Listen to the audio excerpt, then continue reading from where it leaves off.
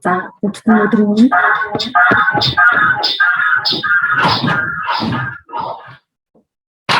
шүүхийн практикт болохоор хохирол хор уршигыг ялгааг төдийлөн гаргаж өгч чадахгүй байгаа. А гэхдээ энэ хүнийг алах гэмтэрийнхээ хувьд болохоор хохирол хор уршиг хооронд ялгаж өгöd байгаа. За жишээлх юм бол шүүхийн практикт хүнийг алах гэмтэргийн хохирол нь бол хүний аймнаас амьд явах эрх ба уг хохирлыг бол бид нар үнэлж тогтоох боломжгүй үзэж байгаа. Харин уг гэмтэргийн улмаас учирсан хор уршиг болох тэр оршуулгын зардал буюу жижигчийн алдсны тэтгэмжийн зардлыг бол бид нар тогтоож өгөх боломжтой гэдэг яг жижигчийн алдсан болон тэтгэмжийн асуудлыг бол шийдвэрлээд яваад байгаа. За эндээс үзэх юм бол ер нь бол энэ шинэ хуулиар орж ирсэн хохирол хор уршиг гэдэг зүйлээ бол шүүхийн практикт бол ойлгож байгаа юм байна. Энэ хүнийг алах гэмтрийг дээр бол ялгаж байгаа юм гэсэн асуудал ярьж байгаа. Харин дараа нь болохоор хүний эрүүл мэндийн эсрэг гэмтрийг дээр болохоор хохирол хор уршиг хооронд нь бол ялгаж өгөхгүй байгаа. За жишээлх юм бол шүүхээс хохирогчийн хэргийг шийдвэрлэхдээ хүнд гэмтэл учруулсан хохирол хор уршиг дээр ялгаж өгөхгүй хохирогч бэрцэн гэмцэн эд хөрөнгөө одоо хэмжилсэн мөнгөнийхэн хохирлоо цааш баримтаа бүрдүүлээд иргэний журмаар нь хэмжлэх боломжтой шүү гэж ингээд юусо хохирол хор уршиг ялахгүйгээр гэмтлийн зэрэг учирч байгаа гэмтэрүүд дээр бол шууд шийдвэрлэж байгаа нөхцөл байдал тогтоогдсон.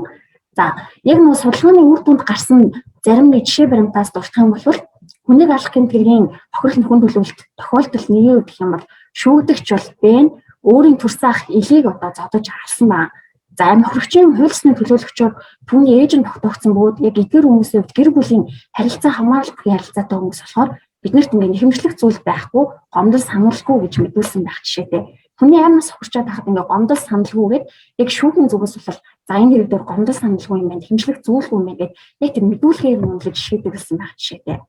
За дараа нь бол хүнийг алах гэмтэргийн хохирлыг үнэлж байгаа байдлын хувьд гэх юм бол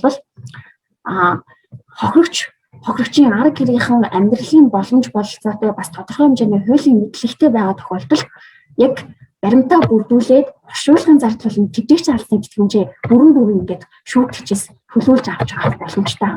Харин арга гэрийн байдал жоохон муу тий цаашаа хууль шүүхийн байгууллагаар өөрсдөө хөөцлүүд явах боломжгүй тохиолдолд болохоор хохирлын баримтаа хангалттай бүрдүүлж чаддгүй. За хохирлын баримтаа бүрдүүлж чаддгүй нөхцөл байдлаас болоод шүүхтэр чимгтийг баримтын үнэлдэг болохоор зарим хүн зардалтаа оршуулгын зардалтаа 53 сая төгрөг хүртэл авч яхад зарим нь болохоор 1.3 сая төгрөг гээд ерөөсөө хүний амь насыг яг энэ баримтаар үнэлэх юм бол нэг хүний амь насыг 53 сая төгрөгөөр үнэлж байгаа нэг хүний амь насыг 1 сая 300 мянган төгрөгөөр ингээд үнэлж байгаа юм шиг ийм байдал австрийн судалгааны үр дүнд тогтоогдсон байна.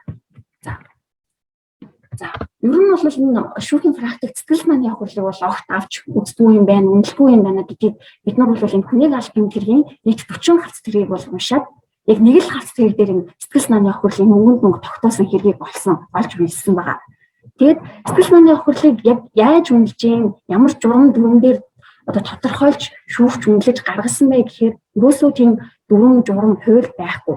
Зүгээр хохирогч би сэтгэл санаагаар хохирсон манай нөхрийг алчихсан. Тийм болохоор миний сэтгэл санааны хохирлд 10 сая төгрөгийг шүүгдэгч гаргаж өгнө гэнгүүт шүүхийн зүгээс за ойлголоо танд 10 сая төгрөгийг гаргаж өгье гэд тэр сэтгэл санааны хохирлыг ямар журмаар үнэлснээ тодорхойгүйгээр хохирогчийн мэдүүлгээр хэмжилсэн мөнгөнд шууд үнэлээд тогтоогоод гаргаж өгсөн ийм асуудал яг нэг л хэрэг дээр гарсан. Тэрнээс бол үлдсэн бүх хэрэгүүд дээр сэтгэл санааны хохирлыг авч хэлэлцсэн асуудал бол огт тогтоогдоогүй.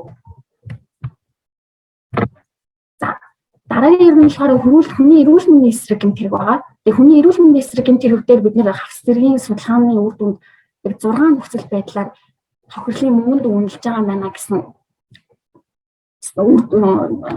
дүгнэлтэнд хүрсэн.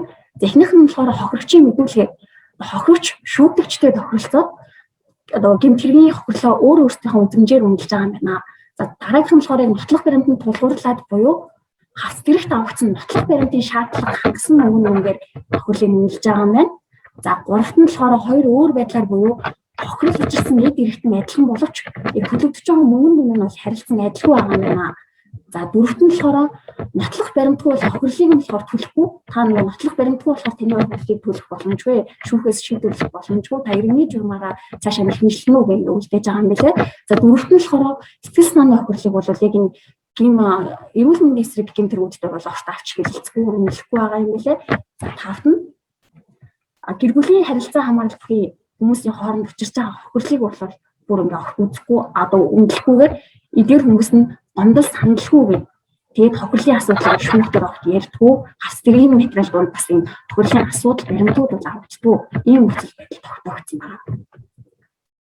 За тохиолдол авч үзэх юм бол жишээ нь согтууруулах ундааны зүйл хэрэгэлсэн үедээ эмийн хоёр нүдийг хуруугаараа дарж ингээ тухайд хоёр нүдийг сохолсон байна. Энэ хэрэг гэх юм бол яг нотлох харамтаар цугларсан хохирлын хэмжээ нь 479 мянган төгрөг. Тэгтэл дараагийн жишээ хоёр дээр болохоор иш нэг нүдээ ингээд одоо зодуулсныхаа улмаас алдсан. Тэгээ нэг нүдгүй болсон. Гэтэл 20 сая төгрөгийг бол шүүхээс нь хэмжилсэн байна. Тэгэхээр ингээд яг өөртөө баримтаа бүрдүүлж хэмжилж байгаа дээр ингээд ямар алдаа гарч ирнэ гэхээр 479 мянган төгрөгийн баримттай дээр нь 479 мянгаыг болгоод 20 сая төгрөгийн баримттай дээр нь 20 сая төгрөгийг ингээд олгож байгаа. Тэгээд нэг ийм ялгамжтай байдал бол яг эрүүл мэндийн эсрэг гэмтэргүүд тэгээд хац зэргийн судалгаа хийж байгаа зүйл тогтоогдож гарч ирсэн байна. За дараагийн гэмтэрэг нь болохоор хулгайлах гэмтэргийн охирлох хөндлөлт байгаа. Тэгээд практикт бол яг эзүүлийн үнэлгээг бол хуучин арга байдлаараа хийж байгаа. Хуучин эзүүлийн үнэлгээг 4 журмаараа эзүүлийн үнэлгээ хийж байгаа. За үүнээс ямар нөхцөл байдал ажиллагдсан бэ гэхээр яг адил төрлийн ижил хүнтэй эд зүйлийг ялгамжтай байдлаар нийлж байгаа судалгааны явцад тогтоогдсон.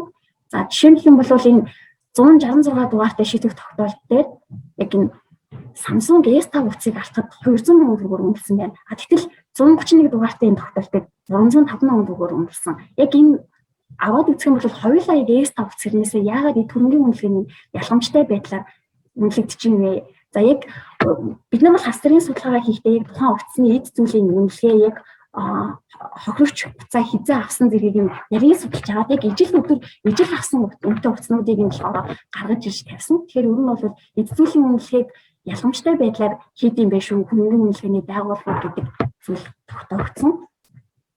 За тэгээд судалгааны явцад бол 14 гэмтэрэг дээр судалгаа хийсэн. Та бүхэн манай судалгаатай танилцсан бол дотгон бүгдийн дэлгэрэнгүй бичсэн байгаа. Ер нь бол энэ шүүхийн практик зөвхөн нотлох харамтаар тогтоогдож хохирлыг ингээ үнэлт юм байна. Тэгээд иргэний журмаар нотлох баримтыг бүрдүүлэн хэмжлэх хэрэгтэй гэж нэг ёсондоо Гэмбүргийн шүүх хуралдаан дээр бол ерөөсө хохирлын асуудлыг авч хэлэлцдэг. Та энэ иргэний журмаар хэмжлэхүүгээд жижиг хэмжлэх эрхийг нээлттэй үлдээгээд шийддэг ийм практик байгаа юм байна гэдгийг судалгааны явцад бол тогтоосон байгаа.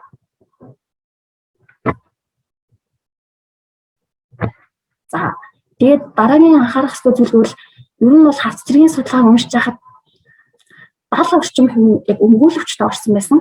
Гэхдээ өмгөөлөгчийн зүгээс хохирол хэмжлэгтэй холбоотой асуудал дээр үйлчлүүлэгчтэй хангалттай сайн зөвлөгөө өгч чаддгүй мана гэдэг асуудал бас тогтоогдсон байгаа. За жишээ нь хүний галт гэмтэргийн улмаас хүүхдийн тэтгэмж тогтоолохоор хүсэлт гаргасан иргэдийн 70 орчим хүн нотлох харамтаа хангалтгүй бүрдүүлсэн мэн гэдэг үгнээс болоод тэтгэмжийн асуудал нь эрүүгийн иргэн шүүх хуралдаанаар шийдвэрлэгдээгүй иргэний журмаар хэмжлэх эрхийг нь нээлттэй үлдээж шийдвэрлсэн. Тэгэхээр бас өмгөөлөгч нар маань хохирлын асуудал дээр хохирогч нартаа хангалттай сайн зөвлөгөө өгөх шаардлагатай юм байна гэдэг ийм бас нэг үнэлтэнд хүрсэн судалгаа юм.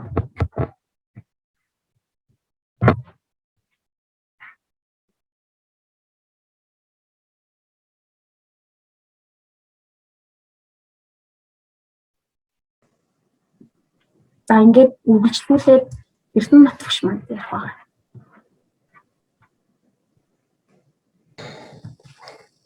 За ингээд ямар ерөнхий дүгнэлт гарч ийнэ гэхээр бид нар бол хохирлын нөхөн төлөвлөх хохирогчийн хөндөгдсөн эрхийг нөхөн сэргээх талаар эрх зүйн тогтолцоогоо цаашаад их сайжруулах талаар олон арга хэмжээ авах хэрэгтэй байна. Тухайлбал одоо шүүхийн практикт гэмтэргийн улмаас учирсан хохирлыг төрөл тусвараар нь тооцож үнэлж чадахгүй байгаа нь бол эрүүгийн хэрэг хэн шийдвэрлэх тухай хуулиар эрүүгийн хуулиар үүрэг хүлээсэн байгууллагууд холбогдох журмуудыг гаргаагүйтэй холбоотой байна. Жишээлбэл хүний эрүүл мэндийн хохирлыг тодорхойлохын тулд тэр бие махбод сэтгэл санааны эдийн болон эдийн бүс хөрөнгийг үнэлэх аргачлалуудыг бол боловсруулж гаргаж хэрэгжүүлэх ёстой. Ингээгүйгээс болоод одоо жишээлбэл одоогоор шүүх шинжилгээний журам маань эрүүл мэндийн хохирлыг тодорхойлох биш. Өөрөөр хэлбэл хүний бие махбодод халдаж биед нь гэмтэл учруулахад биед махбодод нь гэмтэл учирснаар тэр хүний эрүүл мэнд яаж хохирж байгаа. Өөрөөр хэлбэл хөдөлмөрийн чадвараа яаж алдчихж байгаа.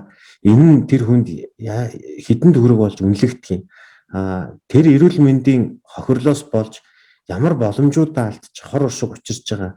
Тэрийг хэдээр үнэлхийн гэдгийг шийдэх тийм болцоогүй хിവэрээ өөрөөр хэлбэл холбогдох аргачлал дүрм журам нь босрогдоогүй ийм байдалтайгаа байгаа нь бол одоо манайд одоо энэ гэмт хэргийн хохирлыг нөхөн төлөвлөх ажилд бол ихээхэн саад учирч байна. Тэгэхээр ерөөсөө энэ хохирол нөхөн төлөвлөх тогтолцоог одоо цаашид боловсронгуй болох талаар иргэний нийгмийн санаачлаг за нөлөөллийн ажлуудыг идэвхтэй зохион байгуулж энэ зөвхөн одоо бие махбод зөвхөн одоо бол нэг эд хөрөнгийн хохирлыг л нэг там том тодорхойлсон байдалтай. За тэгээ хохирлыг тодорхойлохдоо бол дандаа оролцогчийн одоо тухайн процесс ажиллагаанд ямар шүү байдлаар оролцож байгаа тэр хүний идэвх санаачлах эрх зүйн боловсрол зэргээс хамаарсан шинжтэй хуулиар зохицуулсан шинжтэй биш. Өөрөөр хэлбэл тэр процессын оролцогчид өөрсдөө хэр асуудлаа мэдж эсвэл одоо хууль сахиулах болон шүүх эрх мэдлийн байгууллагуудад нөлөөлж оролцож байгаагаас хамаарсан шинжтэй энэ байдлыг даруй халахгүй бол одоо Монгол улсад бол одоо мөн л одоо тэр шудрагс бүрэн утгаараа тогтохгүй байх гэсэн шүүмжлэл сэтгэл ханамжгүй байдал мэдээж хэрэг энэний цаана бодтойгоор хүний эрх ашиг хохирсон хിവэрэл хоцрох ийм эрсдэл байна гэж ингэж бид нарт үгүйс юм аа.